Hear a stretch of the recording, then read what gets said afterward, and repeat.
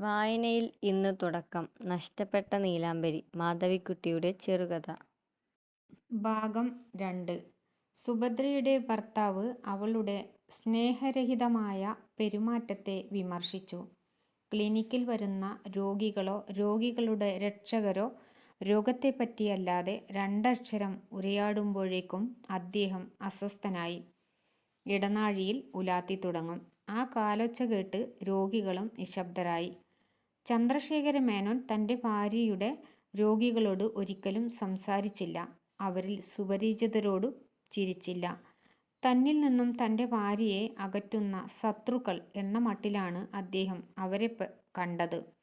സുഭദ്രയും താനും തനിച്ച് TV കാണുക, അന്യോന്യം പുസ്തകങ്ങൾ വായിച്ചു കേൾപ്പിക്കുക, നടക്കുവാൻ പോവുക, കാറിൽ സായനസവാരി ചെയ്യുക, ഇവയെല്ലാമായിരുന്നു ആ ഭർത്താവിൻ്റെ മോഹങ്ങൾ.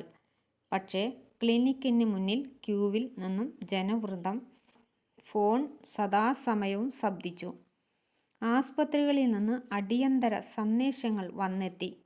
ഉടനടി ശസ്ത്രക്രിയ ആവശ്യപ്പെടുന്ന അത്യാഹിതങ്ങളെപ്പറ്റി ആസ്പത്രിക്കാർ സുഭദ്രയെ ഓർമ്മിപ്പിച്ചു. ചില ദിവസങ്ങളിൽ സുഭദ്ര ഉറങ്ങിക്കിടക്കുമ്പോൾ മേനോൻ ഫോണിൽ പറയും, "ഡോക്ടർ സുഭദ്ര ഇവിടെയില്ല, അമ്മയെ കാണുവാൻ ഗുരുവായൂർക്ക് പോയിരിക്കുകയാണ്." അത്തരം നുണകൾ സുഭദ്രയെ ചൊടിപ്പിച്ചു. "എൻ്റെ രോഗി മരിച്ചാൽ നിങ്ങൾക്ക് ഛേദമില്ല ഉവ്വോ?" അവൾ ചോദിച്ചു. "മരിക്കുവാൻ യോഗമുണ്ടെങ്കിൽ രോഗി മരിക്കും. നിനക്കും അയാളെ രക്ഷിക്കുവാൻ കഴിയില്ല. ദൈവത്തിലും വലുതാണോ ഡോക്ടർ?"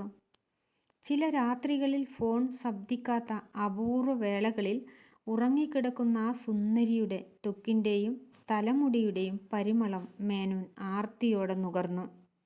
മുടിയിൽ നര വീണിട്ടും തൻ്റെ ഭാര്യയുടെ സൗകുമാര്യത്തിന് കോട്ടം തട്ടിയിട്ടില്ലെന്ന് അദ്ദേഹം ആശ്ചര്യത്തോടെ മനസ്സിലാക്കി.